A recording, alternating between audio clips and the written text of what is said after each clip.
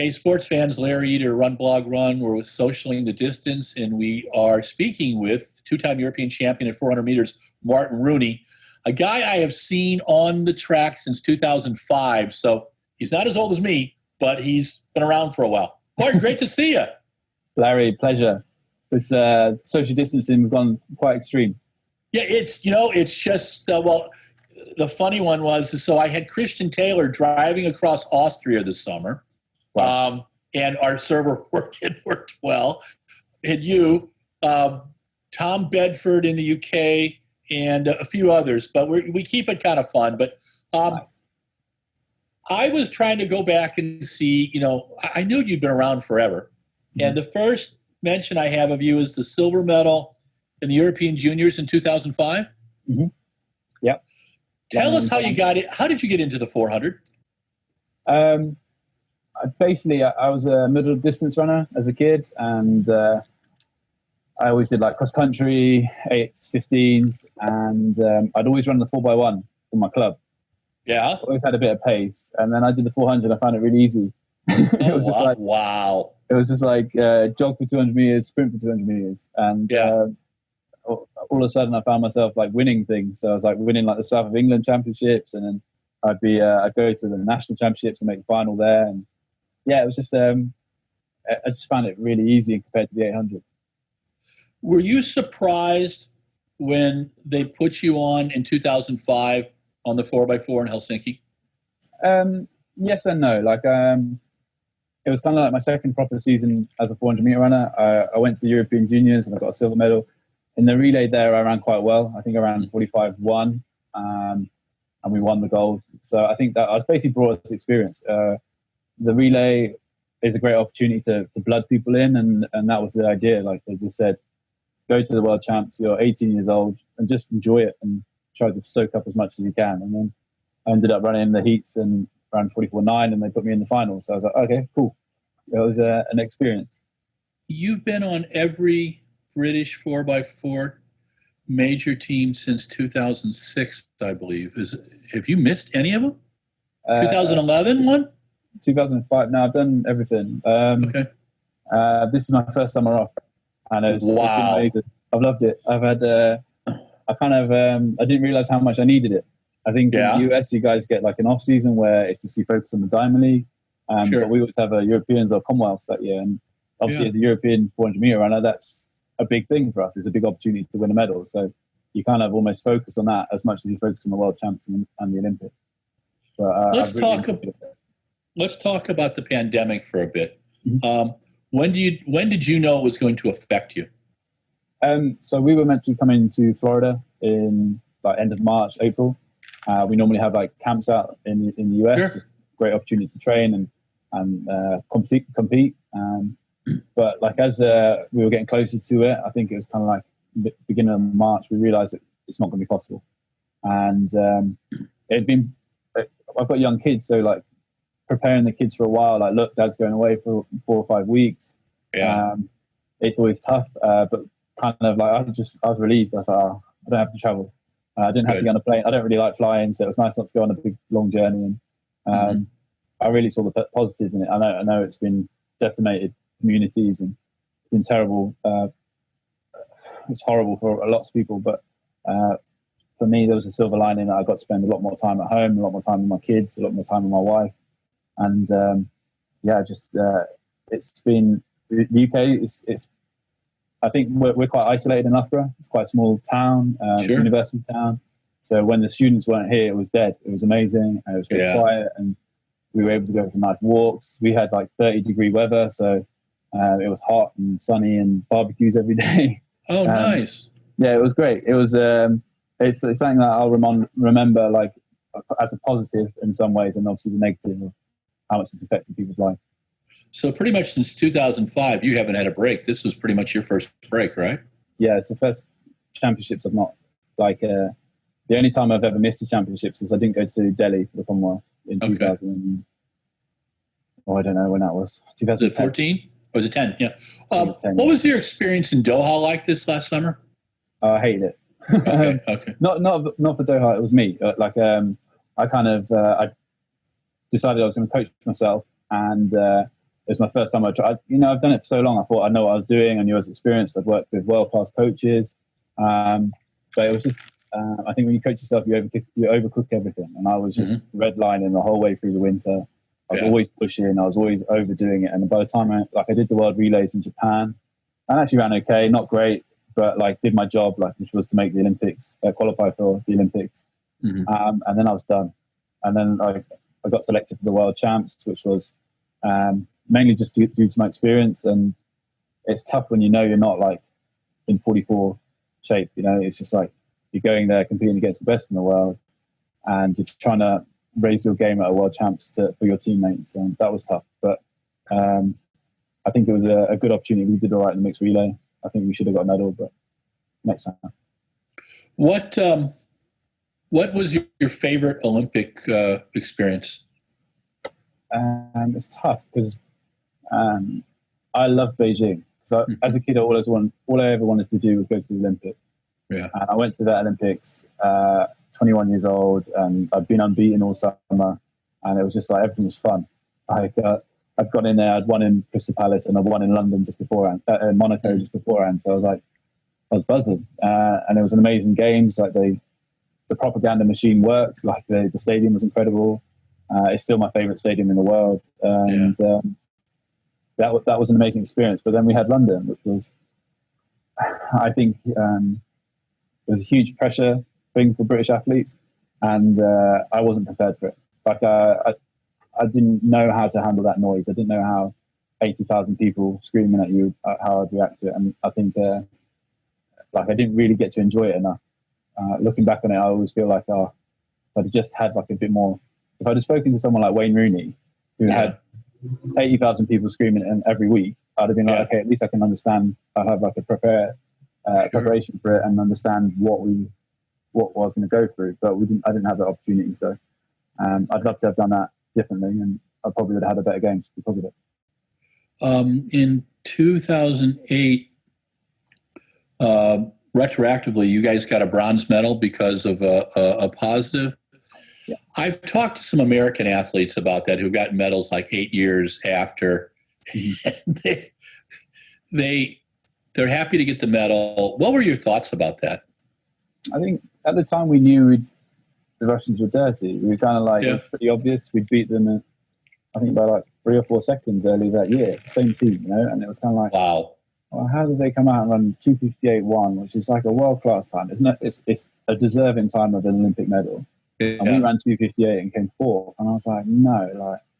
So coming home from that game, I was gutted. And I held on to it for a while, but I kind of had to let go of it. So for me, 2015, when we got a medal in the 4x4 there, that was my Olympic medal. That was my experience. I got to go on the podium. I was in the same stadium. It was an amazing thing. So when we got it later on again, it was for me, it was more about just getting the medal and being with the team that deserved that moment. And they did an amazing job at the London Diamond League. The stadium obviously was busy. We sang the national anthem for 3rd place, which was kind of nice. Yeah, that's cool. But getting the medal was massive. And my son was there. He was sitting on Seb Coe's lap early in the meet. That's cool. Yeah, it was really cool. Like all my family were there, and Michael Bingham, who's based in Carolina, somewhere north, I don't know, somewhere in the States on the east coast, and he came across. Unfortunately, his wife had just given birth, so she couldn't fly. But it was still great to get it, and I'm glad it's kind of it's done now. What? Why do you get so excited about running 4x4s? I don't know.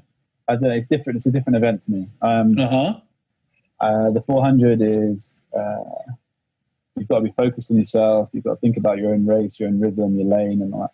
Whereas in the relay, I've come from cross countries and 800s as a kid and played rugby and football, and it's all about awareness of what's going on around you, and that's what I'm strong at. Like I always know what's going on.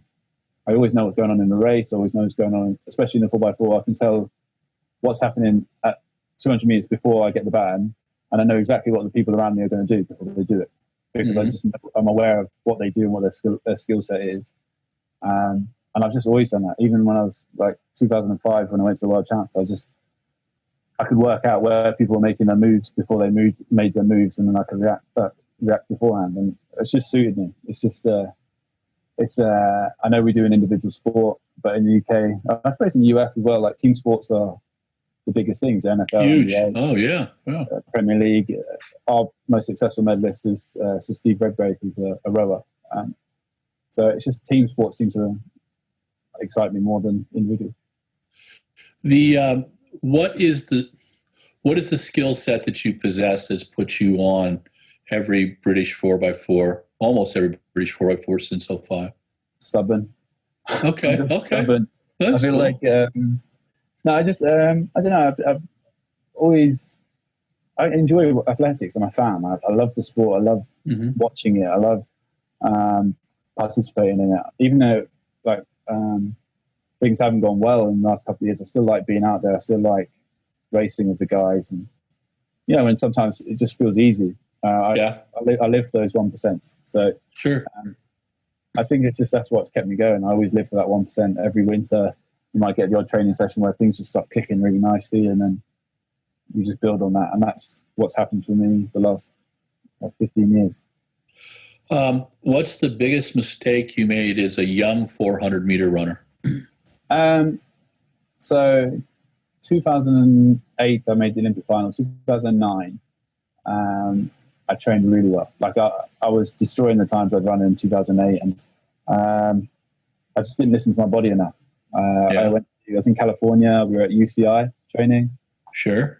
Irvine is somewhat a base to have been to before, but I had a little niggle in my hamstring, and I felt invincible. I was dropping times in training. Like I was like, I'm going to run 43.9 this year. This is easy. And I didn't listen to my body, and then I had a massive hamstring tear, bicep femoris, and it was quite a big tendon tear, and it was basically because I'd been burning the candle at both ends. I'd been eating terrible. I'd enjoyed the California food, the donuts, the burgers, all those things, and I was training at a ridiculously high level, and it all came apart. So I think in 2009, it'd have been a good opportunity to win a world medal. I think it was 45.1 that came third, and I was like, well, I felt like I was going to run 44 low, 43 high that year. So that's my biggest regret as an athlete. The distance background that you have is interesting. The famous American coach, Bud Winter, who had Lee Evans and had Lee running cross country in college, and Lee told me he hated him for making him run 4 miles. Do you think that background work helped you in the 400? Yes and no. I think it made the 400 easier, but I think the 400, you look at it now, like it's just a big event. Like you've got Michael Norman, Wade Van Niekerk, Stephen Gardner, Fred Curley. They're boys who can sprint, really, really sprint. I think Michael Norman's the best 200-meter runner in the world. I know obviously Noah Lyles is world champion, but Michael Norman beating him Rome, in my eyes, kind of comfortably. So to be a world-class 400-meter runner, you need to have that 10.0 speed in your locker. And yes, my endurance definitely helped, but to get to that next 43 low level, you need more speed. I found a split for you of 43.7 in a 4x4. I think that was in 2008.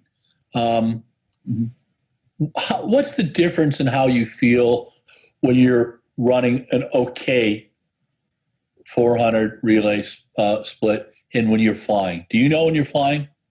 Yeah, you do. Like in Zurich, I think I ran 43.7 as well in 2014, and I was just jogging. Like I was playing with a Russian athlete, and I was like down the back straight. I was walking down the back. I could tell you like where Chris Tomlinson was. Greg Rowford was down a bit further along, and it was like what they were saying, what they were shouting, and it is just different. It's a weird feeling. You feel like I didn't get tired. Like across the line, I was like, okay, cool, next rep, and that's credit to the training I did with Raina Ryder. I'd run 5 races that week, and it wasn't a problem. I'd already done 2 championships that summer, and I was just so fit and so strong, and my central nervous system could handle it. But there's definitely a feeling I can only imagine what it's like when you run like Wade Van Niekerk and Warrener in 2008 on that last leg. It's one of the greatest things I've ever seen. And Alison Felix in 2015, like the speed of what she was running in a relay, it's just, I don't know. I think when you run that quick, you don't get tired. You don't ever feel like, oh, I'm going to get lactic. You come off the bend and you're like, oh, you feel like you've just done a 150, you know.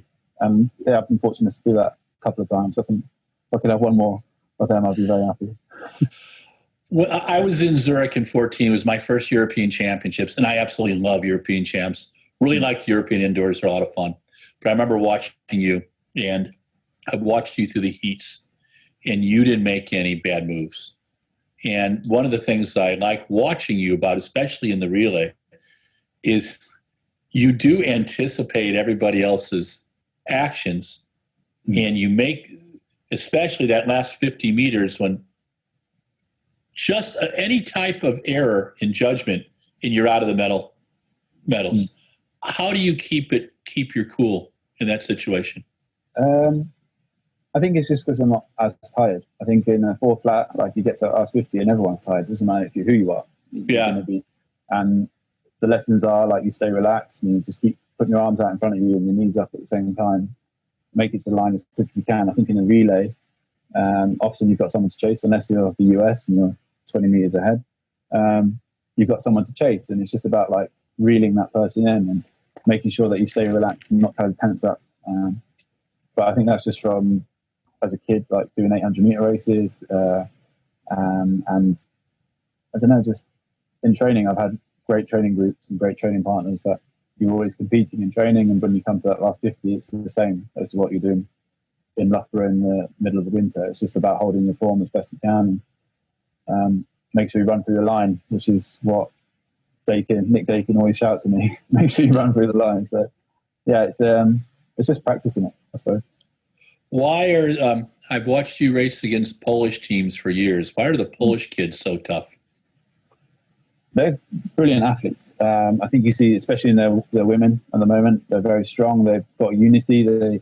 They understand what it is about running for your team. And I think we've had that at times. I think you can obviously see in our men's 4x1, they run for each other. They have a collective goal. And we've had that sometimes in the 4x4, not as consistently. I think mainly in the 4x1 because they've got so much depth. They can bring any athlete in, whereas we kind of rely on everybody turning up for the 4x4 to do a job. But it's the Polish team are fantastic, and I think they just embraced it. They understand how important it is to their country, and they've made it work. Like the World Relays are going to be, I think, going to be a great event. That's in Poland this May, I think, in one of their new stadiums, which looks amazing as well. So. Yeah, it's going to be competitive. I think hopefully we can send a strong team. I don't know, just sort some things out, open the cobwebs, open our legs up and have a good run. Cool. Right, I got 3 questions about training coming up now. What's the workout you absolutely despise, but you know you need to do? What I despise? What do I hate? Like, right now I used to do a thing, it sounds simple, but it was like 80-meter runs. So it would be like 8 of them, and they'd be on the gas. And because I'd not come from that background, I knew that I'd do maybe, as long as he'd always make sure if I dropped form, if I started going swaying or whatever, he'd cut the session. But it hurt so much for the next like 2 or 3 days. I can do a lactic session and I'll be recovered the next day. It's not a problem. Like you can get me to do like 8 threes, 9 threes, and it's okay. But you get me doing 80-meter runs flat out pretty much, and it's like, I felt it for the next couple of days. But I love what I do, so I can't really complain, you know. Could be sitting behind a desk and or sure, I don't know, working on building sites and stuff. I've done all that kind of stuff as a kid, and I realised as a kid I didn't want to work on a building site, so running around the track's not hard. What's your favorite workout? So it's actually a Dakin session, so it's 450, 350, 250 break.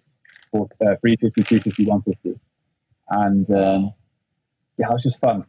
It's just fun if you have a group of guys that you can run with together and you can work it out together, and you kind of you run in lanes, but you just work it out. I've had some great training partners like David Gillick, myself, and him used to really we used to nail that session, and it used to be we understood that like the 150 didn't mean anything, but the 250, the last 250 was the one.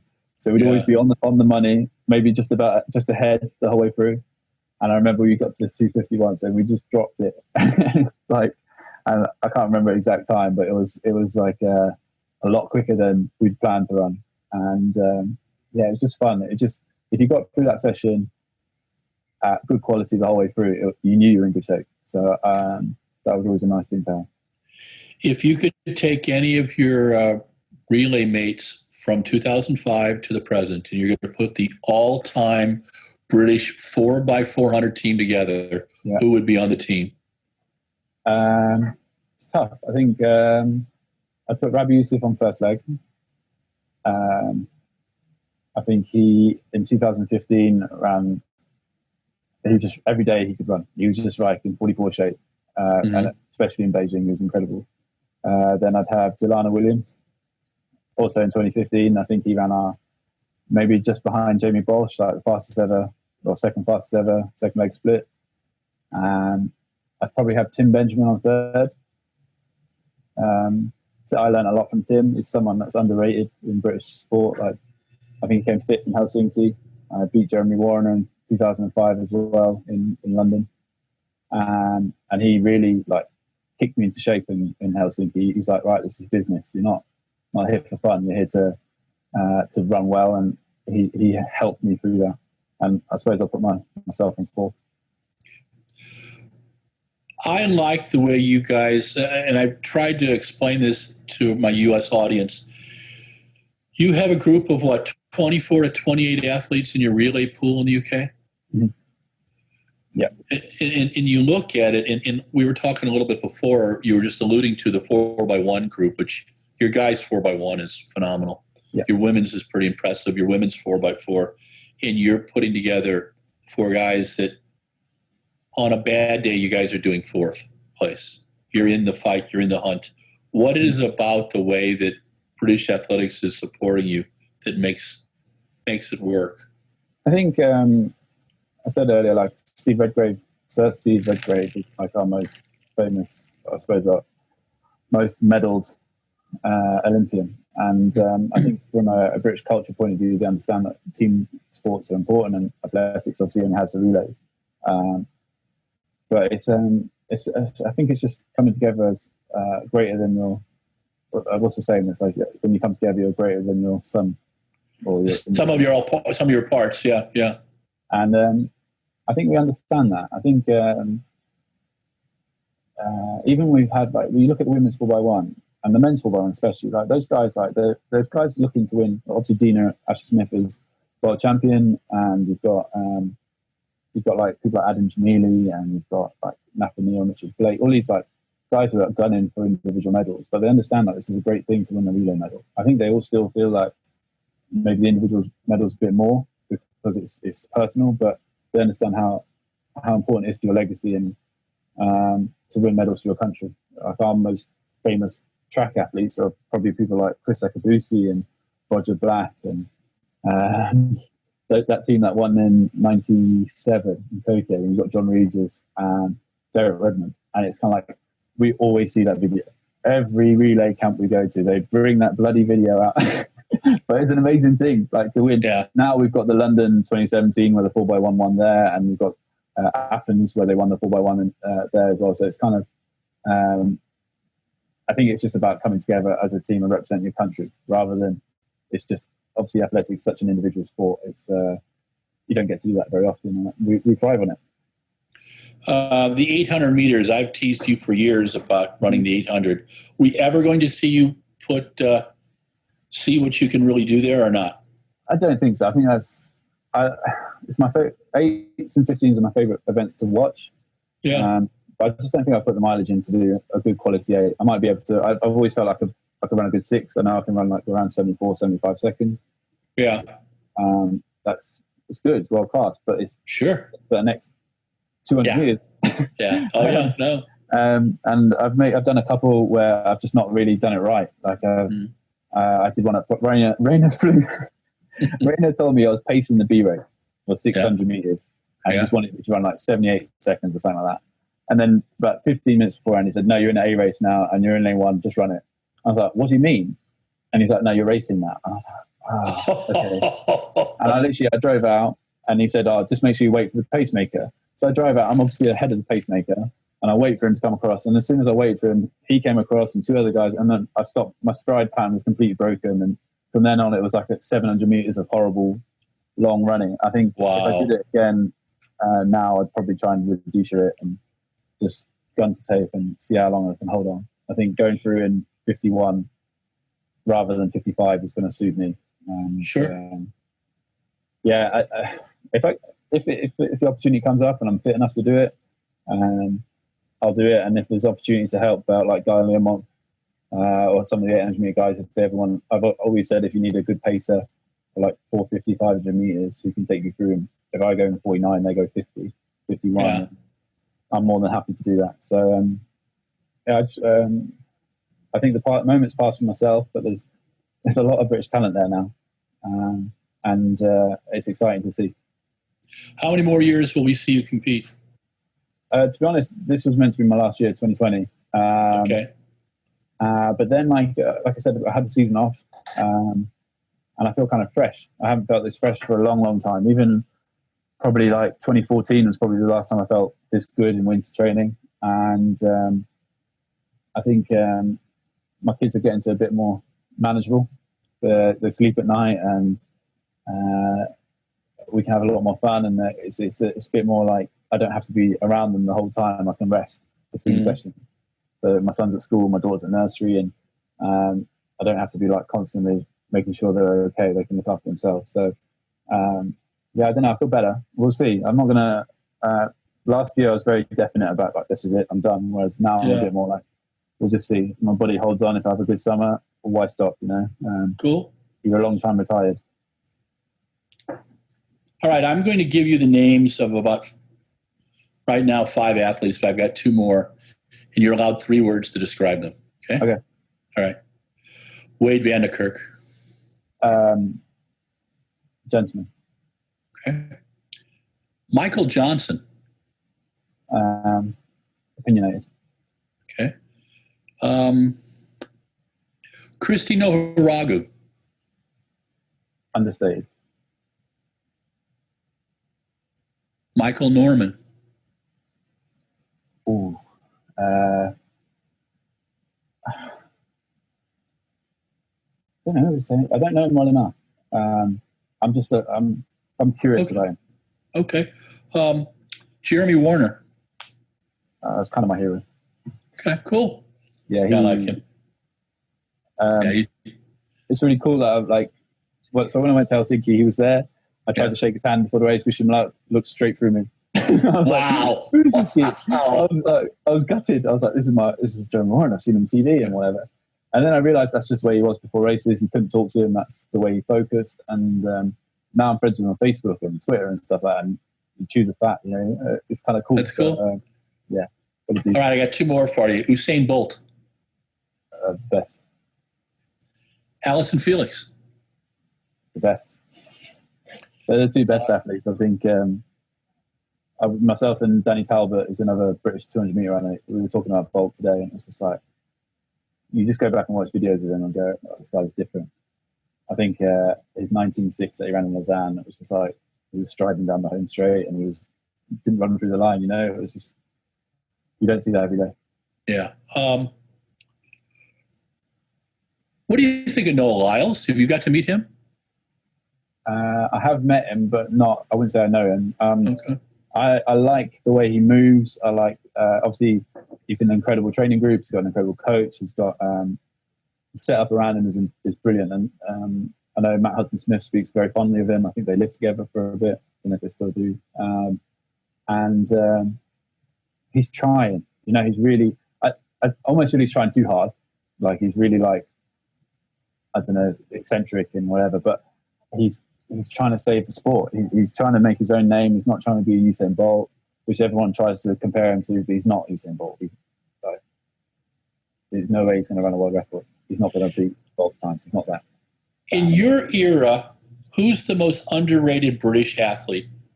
Christina Rugu. Okay. Won medals. Yeah.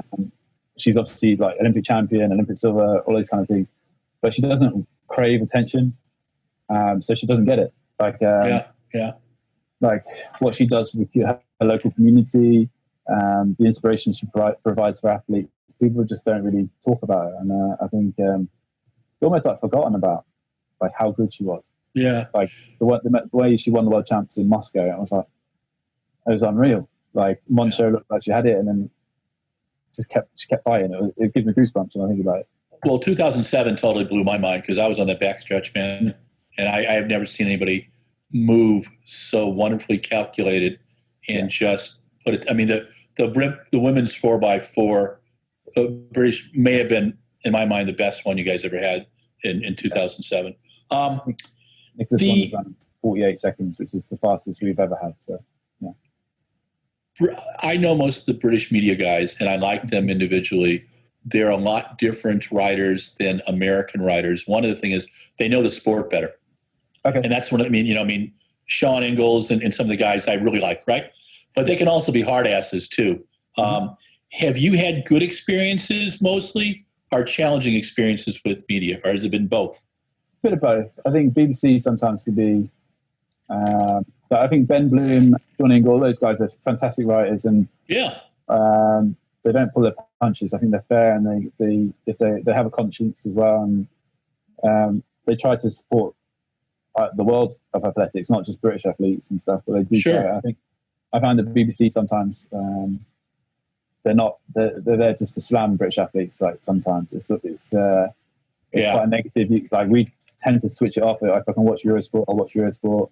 Like I like listening to Steve Cram, Tim Hutchins, Catherine Mary, Steve Baxley. Yeah. I think they're brilliant at what they do.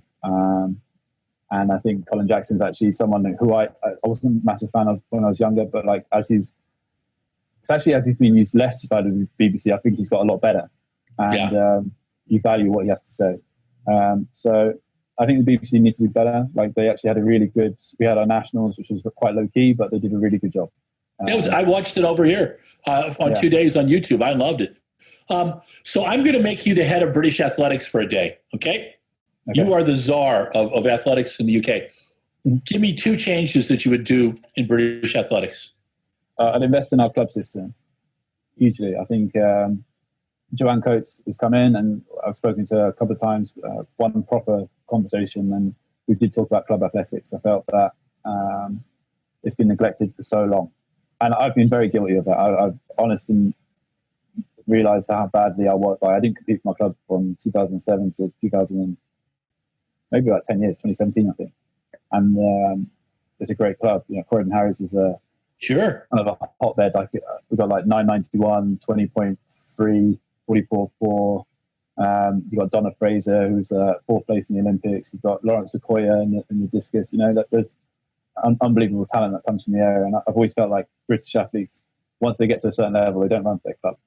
And I'd really encourage that as part of our lottery funding system, that we do more meets for our club. It doesn't have to be like going down and doing appearances. It's actually just competing with your teammates. It means, I realised how much, when I did go back and do a meet with them, I didn't realise how much beforehand it would mean to them just to have me down there with the guys. And I did a 4x1, I did 4x4, I think I ran the 2. I just did anything they asked me to do. If they said do a shot put, I'd have done it. And so if I was head of British Athletics, that would be definitely one thing. And then I think better strategies with communication across the board. Like I think we're getting a lot better at communicating with funded athletes in the top tier. But it's the athletes who are just off the tier system, the funded system, who will still make teams, don't seem to get the same amount of support. I understand they can't fund everybody. It's not a finite pot. It's not like you go into a D1 college in the States where, I don't know. I know LSU's got a huge budget. It's triple what we get in the UK. But I think there's still like opportunities of communication. Like we can pay for facilities for athletes to train at, or if they've got an injury, we can help them with maybe not give them like the same level of treatment that you get for like a funded athlete, but you can still give them the opportunity to get like see the doctors, and maybe they can give them guidance and put them in the right direction. And I think that's something that we have definitely, like as soon as someone's off funding, there doesn't seem to be any communication. Like I think like Megan Beasley won a European medal in Berlin, and like got nothing from Neil Black at the time. I'm a huge fan of Neil Black, but obviously he was busy and he was thinking about everything else. But it's like this is still like someone who's won a medal for GB. There should be more like communication between them. And, like Mark Dry and athletes like that have been chucked off funding, not chucked off, but not had their funding renewed. It's kind of like as soon as they're off funding, it's like as if you didn't exist. And I'd like to repair those relationships. Yeah, the two I was most curious about is your new 400-meter hurdle top woman, and then the new British record holder in the pole vault. Neither one of them got funding this year, and I was kind of like, I thought your stuff was pretty darn even, but I also understand that there's challenges with it. All right, we're going to go in a completely different direction. Cool. You're no longer a 400-meter runner. What field event would you do? I love the discus. Cool. Okay. I think it's a cool event to watch, and I'm a big fan of watching the field events. I feel there's always more of a story. There's more like a narrative around it, and I think sometimes when everyone focuses on the 100 meters, it's actually like if you watch that shot put competition over there, you'll see that the lead change hands over and over again, and I think that's far more exciting than 9 seconds of running or 10 seconds of running. Okay, one of my favorite Martyn Rooney stories is Van Damme meet. I'm thinking it's 2015, and it's the Belgian brothers. 3 of them are in there, okay?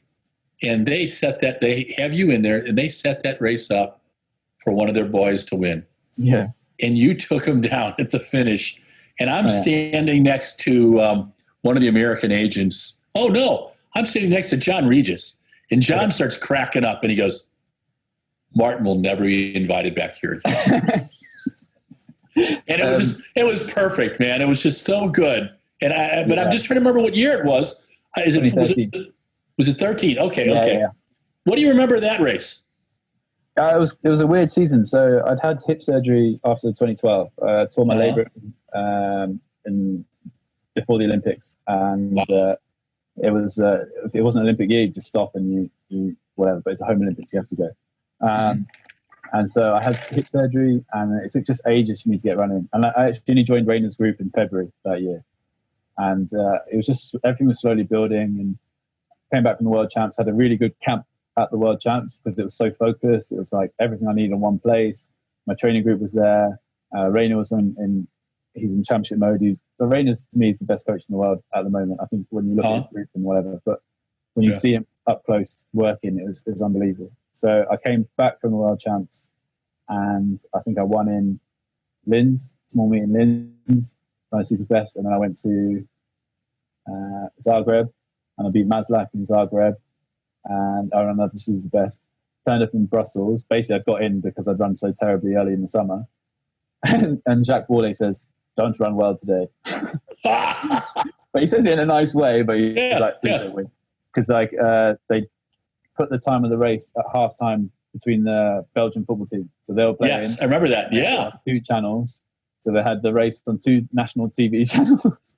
Wow. And it just worked. Like the stadium went mad. Like it was a good evening for me. It was kind of cold, but it was still fine for Northern European athletes. And they were tired. That was it. It was like, I think Joe maybe had run 44 low that year and had made the world final and just missed out on a medal there and stuff. And I was kind of like, he was just tired. And the race for me, I was finding my form at the right time. And I did get back. I've gone back twice. It's for me, like the last time I went back, my parents came. And cool. Cedric Van Brandigen, who I used to race against, he set them up with tickets, and they did the whole police thing where they go from nice. So they've been brilliant to me, and Van Damme is up there. That's I suppose with Zurich, and I think Van Damme, they're probably my 2 favorite meets, and I think cool. Any athlete gets the opportunity to go to them, even as a spectator, it's worth doing. Well, Martyn Rooney, you've survived 40 minutes with me. So thank you very much. 2 hours. I think we could. We're going to do this whole thing as a 40-minute video, but we're going to break up clips too, and I'll send them to you as well. But it's good seeing you, my friend. Please stay safe with your family. I look forward to seeing you late in the spring if they let me out. I tried to go to Iceland, and they wouldn't let me go to Iceland with my American passport. So it just tells you how strange it is right now. Yeah. Oh, my gosh. But have a good evening, and This is Larry Eder with RunBlogRun. This is Socially in the Distance. We have a two-time European champion, Martyn Rooney, a man who has run virtually every British 4x400 meter relay since 2005, and always a pleasure talking with him. Martyn, thank you very much. Thank you, Larry. Hey, sports fans, it's Larry Eder with RunBlogRun. This is Socially in the Distance, and today we featured two-time European champion 2014, 2016, Martyn Rooney from Great Britain in the 400, and he has been on virtually every 4x400 meter British men's team that they have had at a championship since 2005. I believe he missed the Commonwealth in 2010, but I think that's the only thing he's missed. He's got a best relay leg of about 43.7, PB of 44.45. I've liked Martyn for a long time. He started out as a middle distance runner, 800, 1500 as a kid, and thought the 400 was easy. And as a junior, took the silver medal in the European Juniors in 2005. And then, lo and behold, the Brits put him on the 4x4 team for Helsinki. And he was again on the in 2008 in the Olympics. He finished fourth in that in the 4x400 there. Was moved up to third when the Russian team was DQ'd. 2012, he had a few issues, but he had competed in 2009, 2010, 2011. And this is actually his first summer off since 2005. He'd been considering retiring after the 2020 season, but now that there was no Olympics in 2020, he's going to see how he does the next couple of years. He has a boy and a girl, Jack and Kita, I believe. His wife was former top British pole vaulter. And in fact, as we were talking today, she was involved in a Zoom pole vault summit. But Martyn was coached by Rainer Ryder for a long time, and sandwiched in between as a coach with Nick Dagan, and Nick is his coach again now. He sounded really good. He looked good. I think he'll be ready to roll in 2021. There's something about the 4x400 that gets him really pumped up. And if you go back and watch Rooney in any of his 4x400 runs, you'll watch how he anticipates the competitors' moves. And he makes very few mistakes. And he's possessed with pretty darn good 400 speed, 44.4, but he's run some 43 splits. And he knows how to keep his team in the competition, and he knows how to bring his team into a medal. And those are things that, you know what, you're not born with, you've got to develop. He's got a pretty intense skill set, and he seems to still really like it. I got to watch him win in 2014, and he didn't make a bad move in any of his heats, and he ran the 400 meter final with abandon. It was quite impressive. Martyn is part of the British athletics tradition, which has had great teams and is, one of the birthplaces of modern athletics. But Martyn is still competing. He lives near Loughborough, near the university, and we hope to see him around for another couple of years. I used to get to see him at the end of the season, and sometimes that was at a pub in Stockholm or maybe something in Brussels or even Zurich.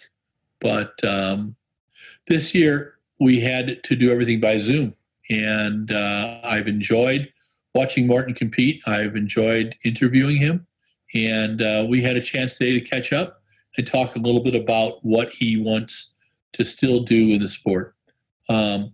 Martyn Rooney is one of the elder statesmen of the men's 400 meters. Oh, and we talked, we did word association with him, asked him about Michael Johnson, Wayne Vanderkirk, Noah Lyles, Michael Norman, Usain Bolt, Jeremy Warner, Alison Felix, and Christina Haragu.